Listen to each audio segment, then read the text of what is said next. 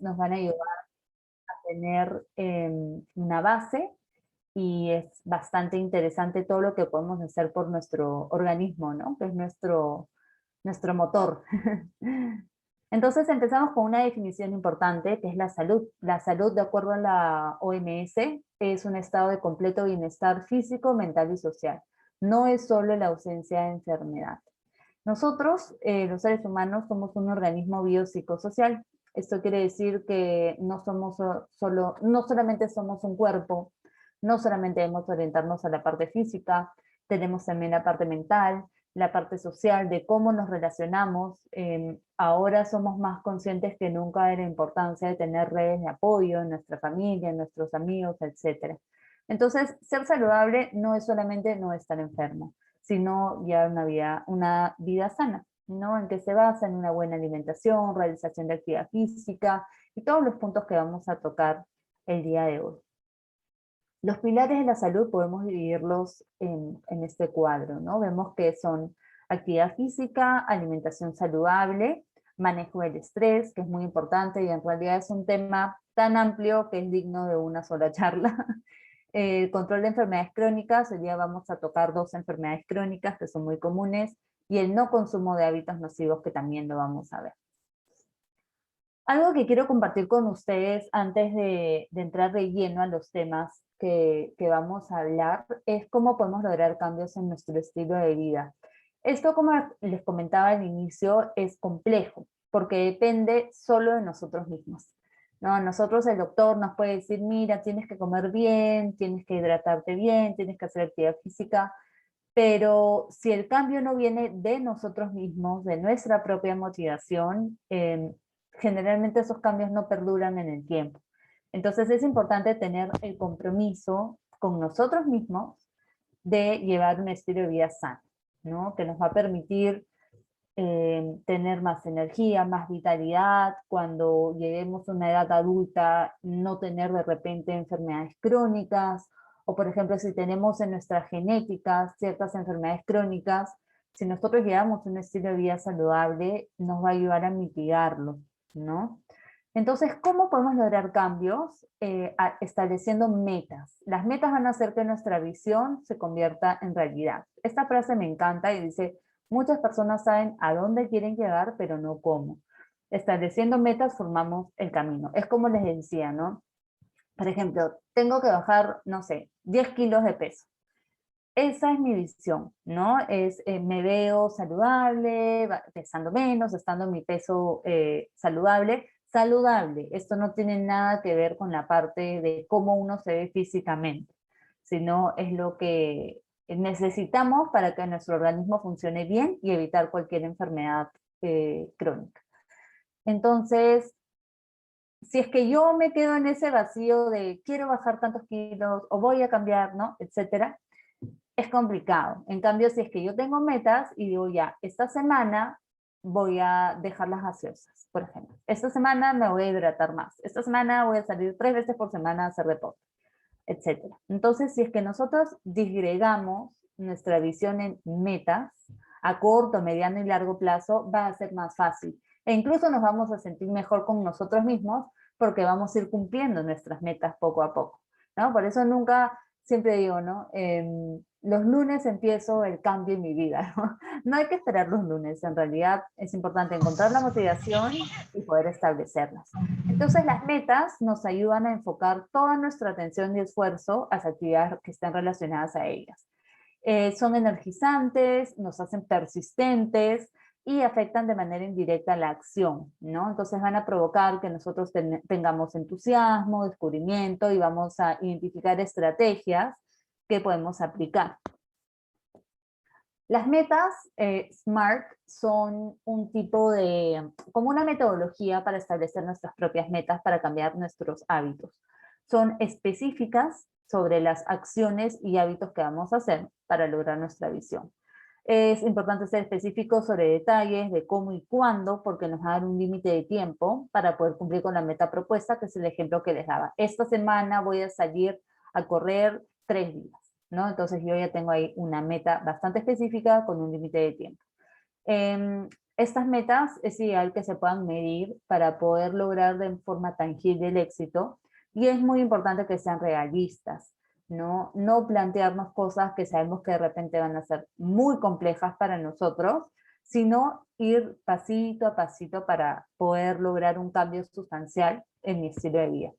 Entonces las metas SMART son específicas, medibles, se basan en acciones, son realistas y tienen un límite de tiempo. Ahora, esta es una fórmula bastante interesante que no sé si ustedes lo han escuchado, es el índice de masa corporal, que nos va a ayudar a saber cómo está nuestro peso, ¿no? Es una fórmula bastante sencilla, incluso hay aplicativos en el celular que te puedes descargar y te indican tu IMC, y vemos que la fórmula es peso entre altura al cuadrado, ¿no? Eso nos da un número y ahí vamos a poder ver si es que estamos en un intervalo normal, sobrepeso o qué tipo de obesidad, etcétera. Sin embargo, sí quiero recalcar que esto es referencial, ¿no? Porque hay personas que de repente tienen mucha masa muscular o tienen una contextura gruesa y no necesariamente tienen obesidad, ¿no? Como hay personas que de repente tienen una contextura más delgada. Entonces siempre es importante consultar con el médico tratante, ¿no? Pero esto nos da más o menos una guía y es importante conocer lo que es esta pequeña fórmula. Vamos a empezar con la primera parte, que es el primer pilar, ¿no? Que es actividad física. Esto no va en orden de importancia, solamente en el orden de la presentación. Entonces la actividad física tiene muchísimos beneficios, no solo para la salud física, sino mental. Va a mejorar nuestro bienestar general, va a ayudarnos a prevenir y controlar enfermedades crónicas no transmisibles. En cuanto a la parte mental, ayuda a reducir síntomas de depresión y ansiedad, mejora nuestras habilidades de razonamiento, de aprendizaje, de juicio, y va a asegurar el desarrollo y crecimiento saludable en los niños. Hoy en día muchos estamos haciendo trabajo desde casa, ¿no? Sobre todo el año pasado. Hoy en día ya se sale bastante, en realidad, a comparación de lo que fue el año pasado que estábamos en cuarentena, ¿no? Todo esto sí ha contribuido y va a ser bastante interesante ver la estadística una vez que la pandemia esté controlada de cómo ha afectado nuestros estilos de vida. De hecho, ya hay publicaciones científicas del impacto que ha tenido este cambio en nosotros, porque en realidad el solo hecho de moverte, de pararte, de ir a algún lado, ya estás haciendo algún tipo de actividad. No estás completamente sedentario o sedentario, ¿no? Entonces va a ser bastante interesante ver cómo están los índices ahora de sedentarismo, de obesidad, etcétera. Algunas cifras importantes son que a nivel mundial, uno de cada 4 adultos no realiza actividad física suficiente. Miren esta estadística que interesante de acuerdo a la OMS. Se podrían evitar hasta 5 millones de muertes al año con un mayor nivel de actividad física en la población mundial. Y este último es bastante importante, ¿no? Más del 80% de adolescentes en el mundo no realizan actividad física suficiente. Incluso vi una noticia hoy que gran porcentaje de los niños que habían estado hospitalizados por COVID tenían obesidad. Entonces, esto es un tema que no es solamente el aspecto que uno tiene físico, ¿no? Es un tema de salud. Ya sabemos que el COVID incluso afecta en mayor proporción a aquellas personas que son sedentarias y que tienen obesidad, ¿no? Bueno, ahora vemos que afecta pues a una gran variedad de pacientes, ¿no? Pero sí, si es que nosotros tenemos un organismo que está saludable, probablemente podamos combatir de una mejor forma algún tipo de infección, ¿no? Y vemos pues que la pandemia definitivamente ha aumentado los niveles de sedentarismo. ¿Qué es el sedentarismo, no? Los modos de vida prepandemia en realidad ya estaban siendo un poco más sedentarios, ¿no? ¿Por qué? Por el uso de transporte motorizado, se usan mucho las pantallas para el trabajo, los chicos también, la educación y actividades recreativas, ¿no? Un mayor grado de sedentarismo está asociado a los siguientes resultados en salud, ¿no? La mortalidad por cualquier causa, la mortalidad por enfermedades cardiovasculares, mortalidad por cáncer y la incidencia de enfermedades cardiovasculares, cáncer y diabetes tipo 2. Entonces vemos cómo el sedentarismo realmente de forma silenciosa puede ir afectando nuestra salud, y esto no es a una edad determinada, esto es desde que son pequeños, los niños hay que generar buenos hábitos. Entonces, otros de los beneficios de la actividad física son que mejora el estado muscular y cardiorrespiratorio, mejora la salud ósea y funcional, reduce el riesgo de hipertensión, cardiopatías coronarias, accidentes cerebrovasculares, diabetes, varios tipos de cáncer, como el cáncer de mama y colon, depresión. Este punto también es bastante importante, reduce el riesgo de caídas, ¿no? Y fracturas de cadera o vértebras. ¿Por qué? Porque, por ejemplo, en las mujeres a cierta edad entramos ya a la menopausia, ¿no? Y hay un descenso en nuestros niveles hormonales que hace que haya osteoporosis, que los huesos no son tan fuertes como antes y hay un mayor riesgo de fracturas. Entonces, si nosotras, y en general, tanto hombres como mujeres, no estimulamos nuestra musculatura de alguna forma, o nuestro sistema cardiorrespiratorio de alguna forma con cualquier tipo de actividad física, todo se va atrofiando, ¿no? Entonces siempre tiene que estar activo de alguna manera. Y bueno, nos va a ayudar a mantener un peso corporal saludable. Ahora vamos a ver las recomendaciones que nos da la OMS de cuánta actividad física debemos hacer. Por ejemplo, los adultos de 18 a 64 años se recomienda un combinado, por así decirlo, de actividades físicas aeróbicas moderadas durante al menos 150 a 300 minutos o intensas durante al menos 75 o 150 minutos y antes que se asusten, esto es a lo largo de la semana, no es diario, o una combinación equivalente de actividades moderadas e intensas a lo largo de la semana. También nos recomienda hacer actividades de fortalecimiento muscular moderadas o un poco más intensas que ejerciten todos los grupos musculares durante 2 o más días a la semana. Nuevamente les recomiendo que siempre antes de iniciar cualquier plan, sobre todo si es que tenemos alguna enfermedad de fondo, alguna lesión, sobre todo, consultemos a nuestro médico para ver qué actividad es la mejor para nosotros. También les recomiendo, por ejemplo, hay ciertas cosas, pequeños cambios que podemos hacer en nuestra rutina, como por ejemplo, en vez de ir en moto, en transporte público, en auto a algún lugar, podemos de repente caminar, ¿no? O si estacionamos en algún lugar, podemos estacionarnos un poquito más lejos y caminar. Si es que no tenemos ningún problema o lesión, podemos tomar las escaleras en vez del ascensor. Entonces son pequeñas cosas que van a hacer que nosotros nos movamos, que nuestro corazón empiece a bombear más sangre, oxigene la sangre en nuestro organismo y estemos más saludables. Y a veces pensamos en, no, si es que no me meto al gimnasio o no hago una actividad física intensa, etcétera, no voy a hacer nada. Sobre todo ahora, ¿no? Podemos poner la excusa de la pandemia, no, que no es seguro, etcétera. Pero siempre, por ejemplo, podemos salir a caminar, hasta una caminata al parque, ¿no? Nos ayuda, siempre, obviamente, con todas las medidas de cuidado de distanciamiento, mascarilla, etcétera, pero ya estamos movilizándonos. Entonces no hay que minimizar ningún tipo de actividad física. Y sobre todo hay que encontrar la que más nos guste a nosotros. Cuando es de adultos de más de 65 años, son las mismas recomendaciones, pero se les recomienda actividades físicas variadas, que hagan hincapié en el equilibrio funcional y un entrenamiento de su fuerza muscular, ¿no? 3 o más días a la semana para mejorar su capacidad funcional y prevenir las caídas. Ahora, ¿cómo podemos hacer actividad física en casa? ¿No? Sabemos que ahora pasamos más tiempo en casa, entonces hay formas de mantenernos activos. Por ejemplo, podemos aprovechar cualquier tarea doméstica para movernos. Si es que estamos lavando la vajilla, podemos elevar los talones, quedarnos en puntas de pie o hacer sentadillas, por ejemplo, mientras estamos poniendo la ropa en la lavadora o en la secadora. Si estamos viendo televisión, podemos hacer sentadillas o caminar durante los comerciales. Se pueden hacer ejercicios con los muebles de la casa, como vemos en esta foto, alguien, bueno, que es bastante hábil, obviamente. No lo hagan en casa sin supervisión o sin recomendación de un experto para evitar algún accidente, pero es un ejemplo importante de que en realidad no hay ninguna limitante, ¿no? Ahí podemos usar objetos caseros como pesas, por ejemplo, podemos llenar botellas de agua y se pueden usar como pesas, las podemos llenar ya sea con agua, con arena, con piedritas, etcétera, y podemos subir y bajar escaleras. Entonces, todo esto nos va a ayudar. Definitivamente, cualquier esfuerzo que yo haga va a ser mejor del que no haga. y hay que vivir la vida buscando oportunidades para incluir movimiento. Acá yo les pongo esta foto súper interesante porque se ve a toda la familia.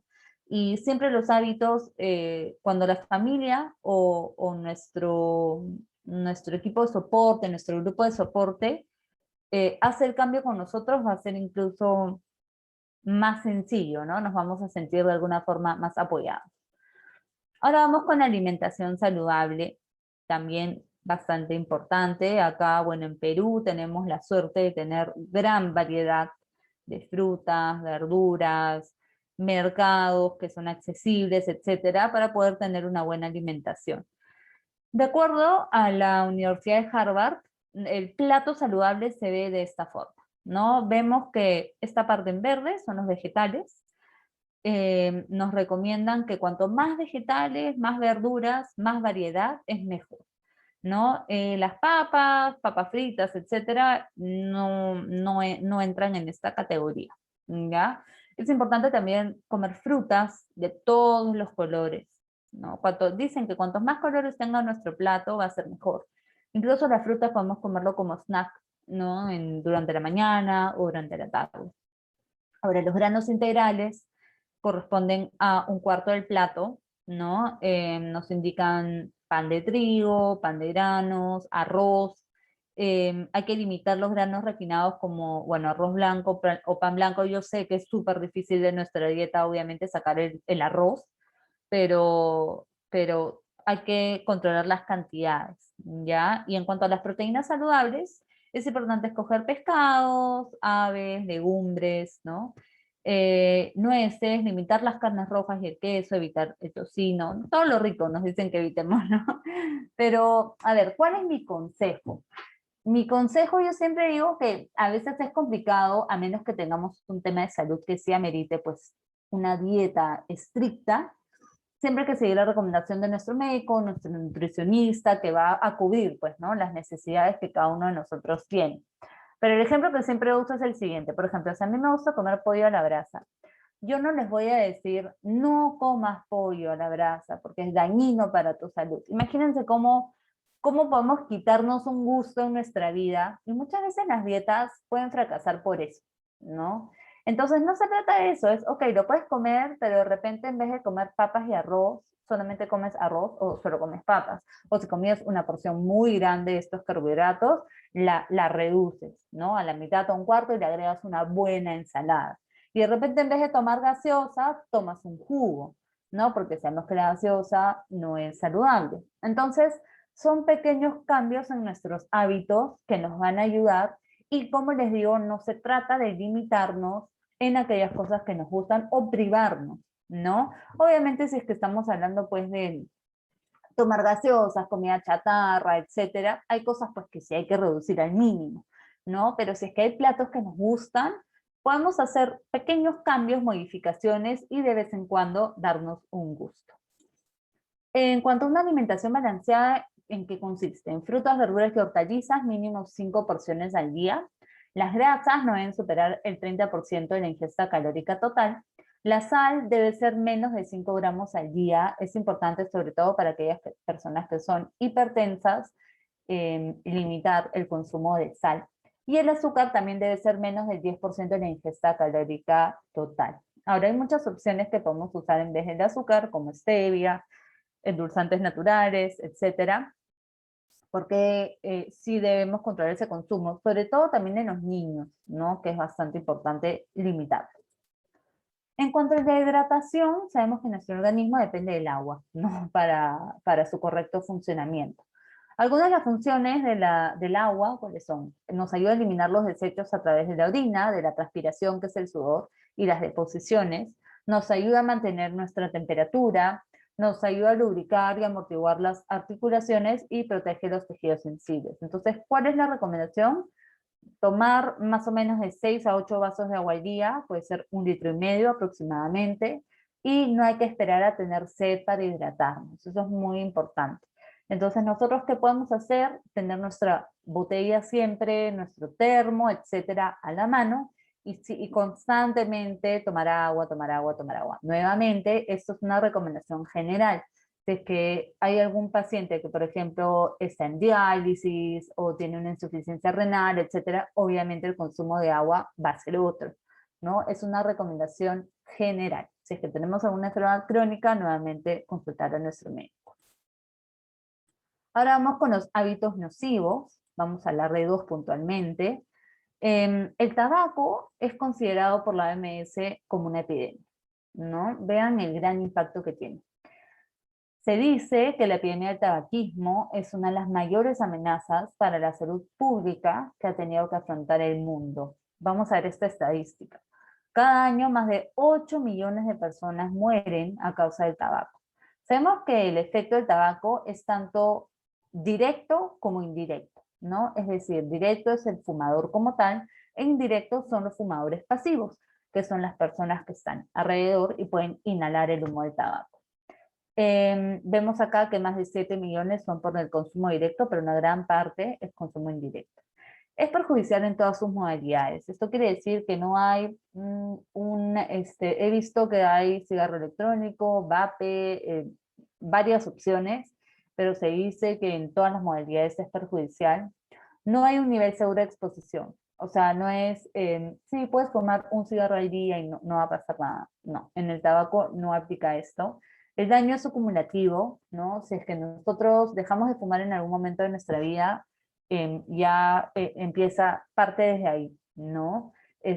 Lo que se ha fumado antes, pues el daño puede haber quedado. Por eso es importante, si tenemos este hábito, buscar ayuda para eliminarlo. Más del 80% de consumidores de tabaco viven en países de ingresos medianos o bajos. Esto dice que contribuye a la pobreza. ¿Por qué? Porque las personas a veces en vez de gastar en comida, agua, lo que fuere, gastan en tabaco, porque ustedes saben que es caro fumar, ¿no? Una cajetilla creo que cuesta como 10 soles por lo menos. Entonces es un hábito caro. Hay estudios que muestran que las advertencias gráficas aumentan la sensibilización, seguramente aquellos que lo han visto, en las cajetillas de cigarros hay fotos bastante fuertes, ¿no? Los estudios han demostrado que estas fotos sí ayudan a sensibilizar a las personas. Y esto es muy importante, sin apoyo para dejar de fumar, solo el 4% de los intentos funciona. Entonces, este es un cambio nuevamente que va con todo el soporte que tiene el fumador o fumadora en casa. Esto que vemos a la derecha de la pantalla es la estrategia que tuvo la OMS a nivel mundial, ¿no? Que se llama M-Power. Entonces, la M es por monitorear, ¿no? Es vigilar el consumo de tabaco en la población. La P de proteger a la población del humo de tabaco, y hemos visto que hay ambientes libres de humo de tabaco hace bastante tiempo. La O es ofrecer ayuda para el abandono de tabaco, porque hemos visto que es complicado hacerlo solo.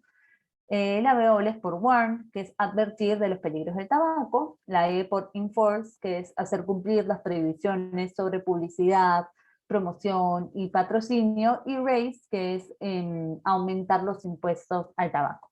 Entonces hay toda una estrategia por parte de la Organización Mundial de la Salud para ayudar a la población a controlar esta terrible epidemia del tabaquismo, sobre todo ahora que sabemos que aquellas personas que fuman pueden tener más complicaciones si es que tienen COVID, ¿no? Y vamos a ver acá, tiene además otro tipo de implicancias, ¿no? Tiene varias consecuencias como varios tipos de cáncer, etcétera, a la lengua, a la boca, al pulmón, etcétera. Entonces, como vemos, es perjudicial en todas las modalidades. Si es que alguno lo consume, hay que buscar ayuda para ya dejar ese consumo porque es completamente nocivo. Ahora vamos con el alcohol. El consumo nocivo del alcohol provoca pérdidas sociales, pérdidas económicas, tanto para las personas como para la sociedad en su conjunto, ¿no? El alcohol es una sustancia psicoactiva con propiedades que pueden causar dependencia. No solamente va a perjudicar al consumidor, a aquellas personas que tienen problemas con el alcohol, va a afectar también a sus familias, a su círculo social.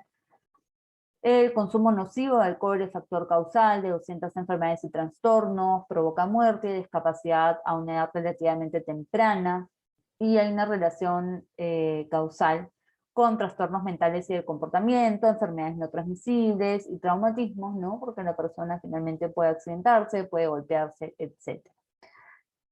Ahora, el alcohol sí, por ejemplo, hay personas que pueden tomar una copa de vino en la noche o de repente un trago cuando salen de forma social. En ese caso, en realidad, no hay ningún problema. El problema se da cuando ya la persona se vuelve dependiente del alcohol.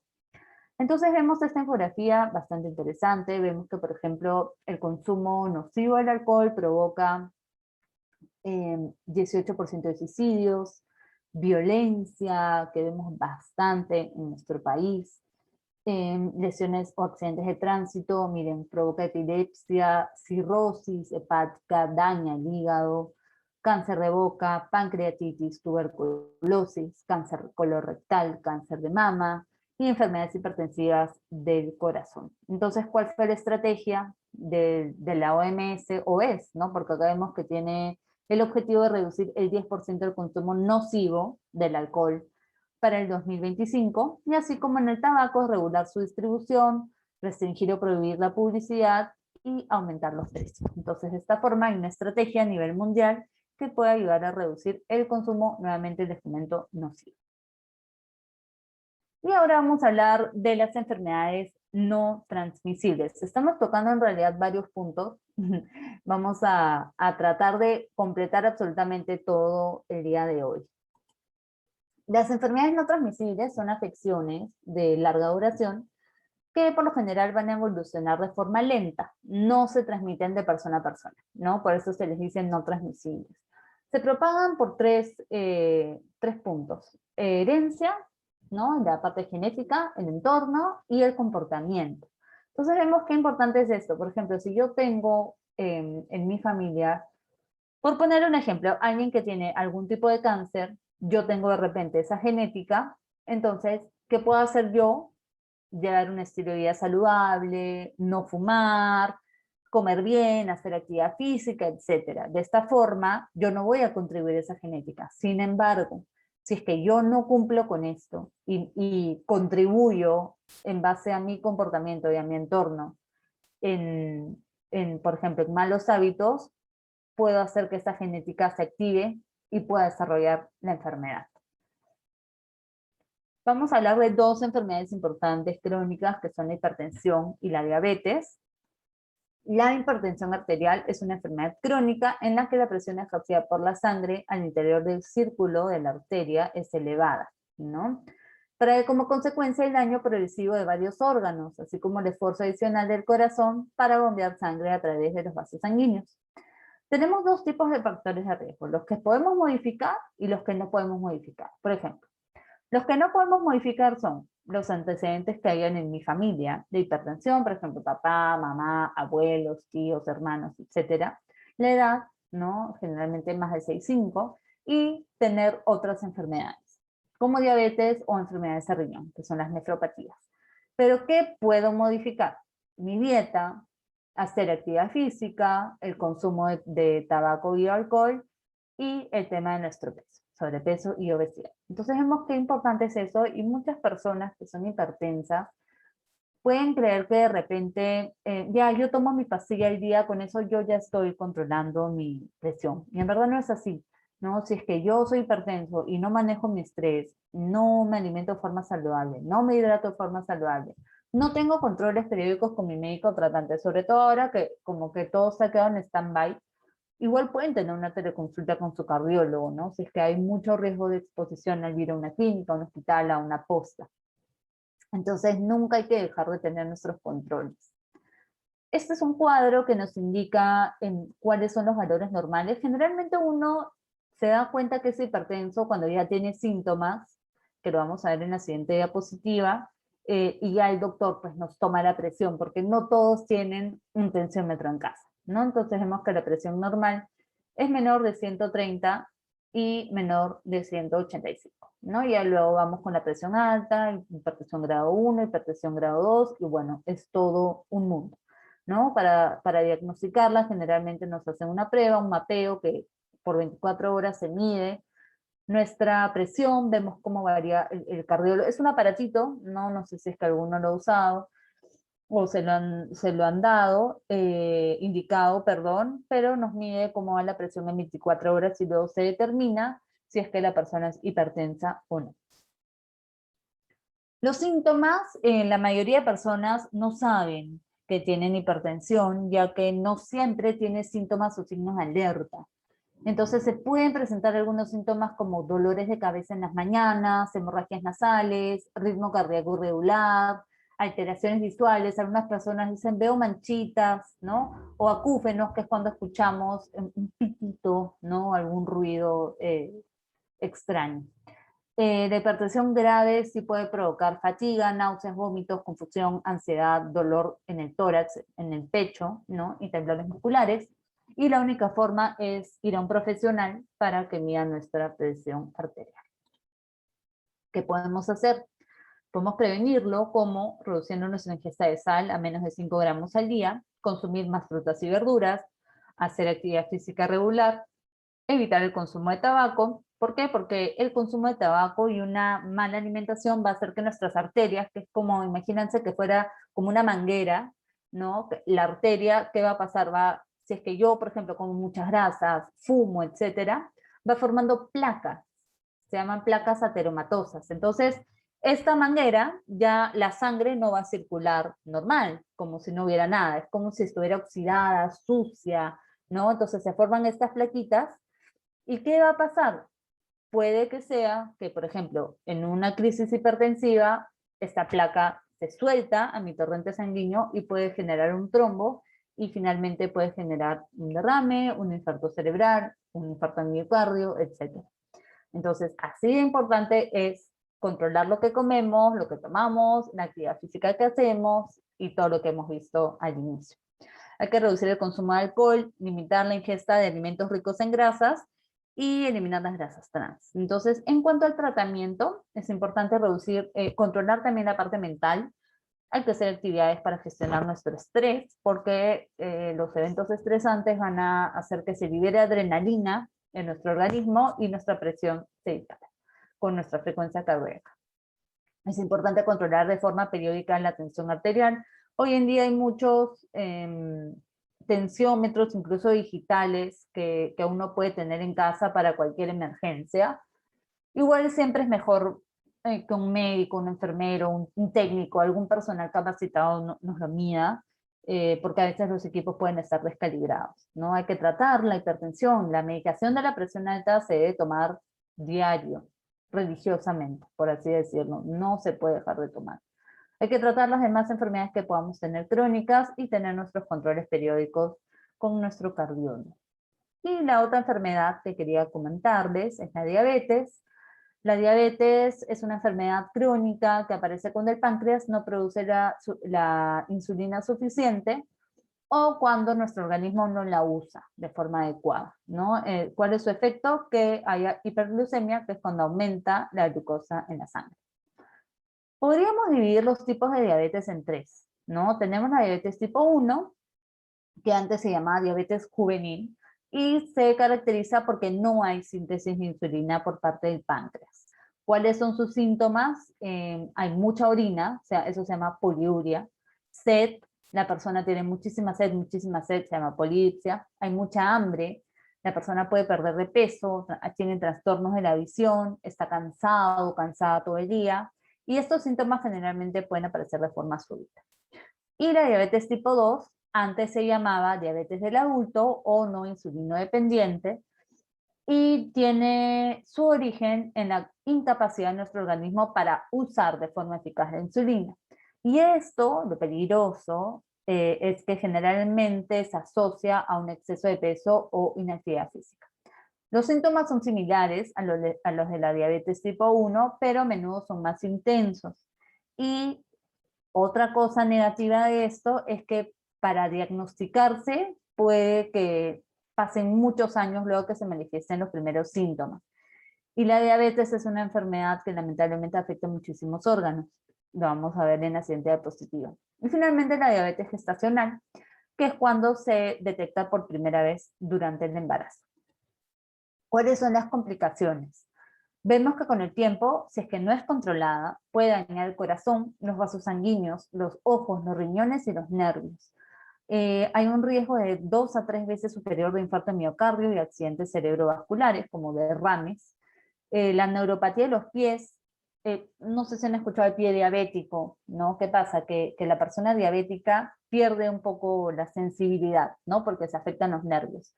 Entonces puede que tenga, por ejemplo, alguna herida, esta herida como no en el pie, esta herida como no hay un adecuado flujo sanguíneo, no llega el flujo, ¿no? Entonces, ¿qué va a pasar? Esta herida no va a sanar, se puede convertir en una úlcera, rápidamente en una infección, y ¿en qué termina? En una amputación, ¿no? El famoso pie diabético. Entonces, es muy importante que aquellas personas que tienen diabetes o familiares con diabetes siempre sean manicure, pedicure, ¿no? Evitar uñeros, siempre ver que la piel esté bien, evitar cualquier tipo de lesión. La retinopatía diabética es una causa importante de ceguera. ¿Y por qué se da? Porque causa daño en los vasos capilares de la retina, en nuestros ojos, y ese daño es acumulativo a lo largo del tiempo, ¿no? Vemos que el 2,6% de casos mundiales de ceguera es a consecuencia de la diabetes. Y finalmente la diabetes se encuentra entre una de las principales causas de insuficiencia renal. Entonces vemos que lamentablemente es una enfermedad compleja que si no es controlada debidamente puede afectar casi todos nuestros órganos o sistemas funcionales de nuestro organismo. ¿Qué podemos hacer? Podemos hacer lo mismo que con la hipertensión, ¿no? Tenemos la prevención en que se basa en medidas simples relacionadas con nuestro estilo de vida, ha demostrado que son muy eficaces para prevenir la diabetes tipo 2 o retrasar su aparición. Sobre todo hay que estar muy atentos si tenemos algún antecedente en la familia, tanto de diabetes, hipertensión, cáncer, en realidad cualquier enfermedad crónica en general. Hay que tener un buen peso, hay que hacer actividad física, tener una dieta saludable evitando el azúcar y grasas saturadas, evitar el consumo de tabaco, porque fumar aumenta el riesgo de diabetes y enfermedades cardiovasculares.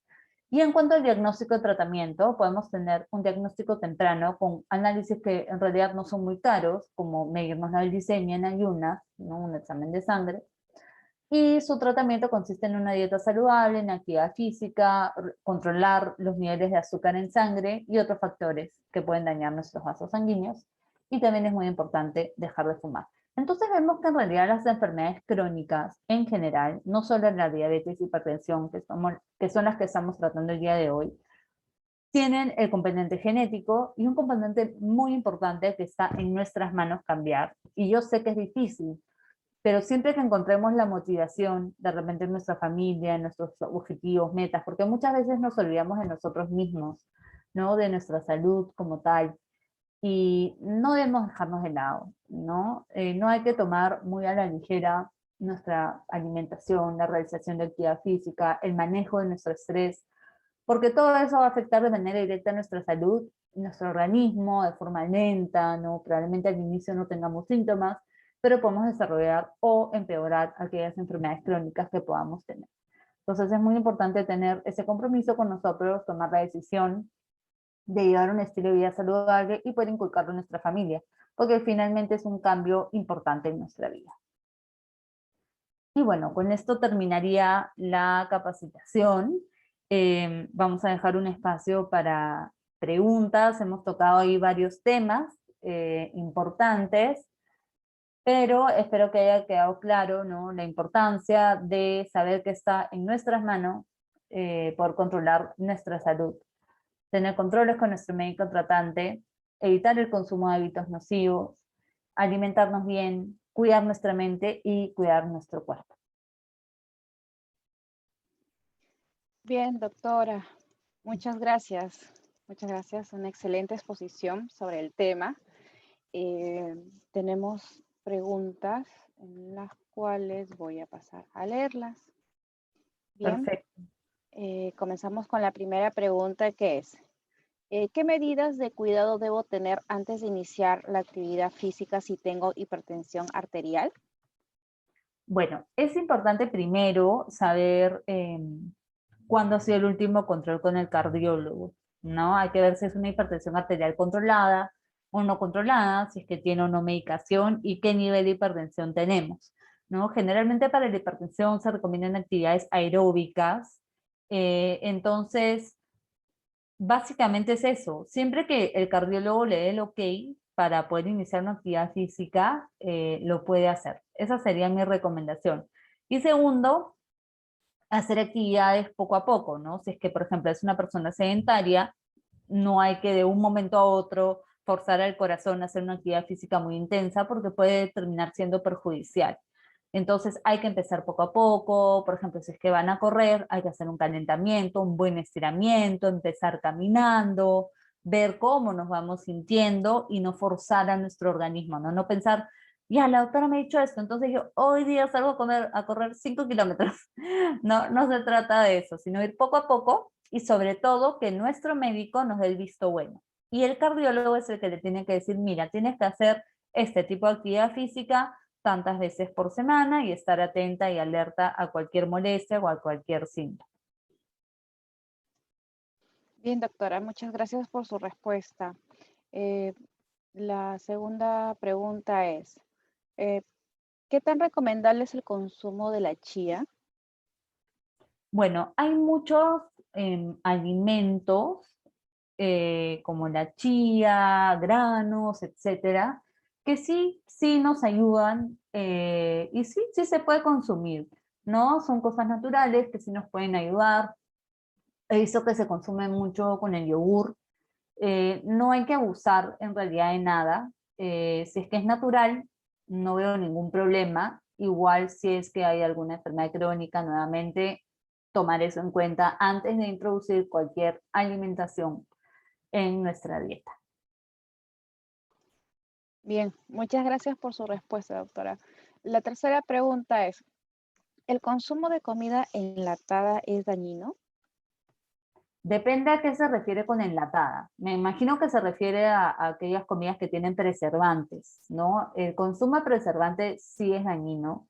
Es importante en realidad desde pequeños a los niños poder observarlos, evitar que puedan consumirlo. Siempre va a ser lo mejor comer lo que sea natural. A ver, por poner un ejemplo simple, el durazno, ¿no? Si me dicen, ay doctora, voy a comer un durazno al jugo, ya estoy comiendo mi porción de fruta del día, ¿no? Yo te voy a sugerir siempre comer una durazno como tal, ¿no? ¿Por qué? Porque los alimentos que están enlatados les ponen preservantes efectivamente para que no se malogre, ¿no? Entonces siempre los preservantes van a generar algún tipo de daño y no son recomendables, ¿no? Nuevamente todo en exceso, ¿no? Si es que es de vez en cuando, ¿no? Bueno, como les dije, yo no veo ningún problema, pero no para un consumo diario, ¿no? Hay que, dentro de lo posible, poder llevar una alimentación natural y balanceada. Bien, muchas gracias por su respuesta.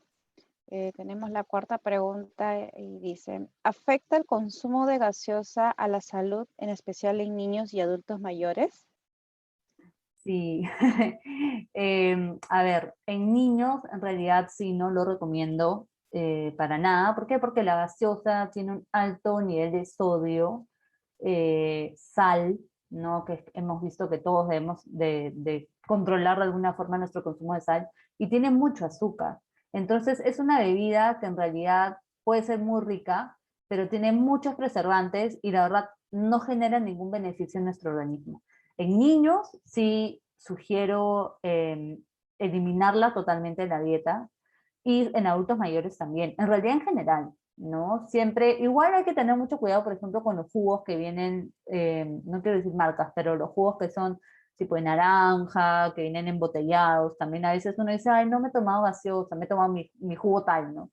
Pero a veces ese jugo tiene la misma cantidad de azúcar que una gaseosa, ¿no? Entonces sí, yo no recomiendo el consumo de gaseosa. Ahora, si es que una persona consume gaseosa regularmente en su dieta, hay que eliminarla poco a poco, ¿no? Si es que el niño lo consume, bueno, si es que se puede retirar completamente, sí, si no de a pocos, hasta que se acostumbre, hay que buscar una opción que les guste, ¿no? O que nos guste. Por ejemplo, a mí me gusta la gaseosa, pero sé que no la puedo tomar.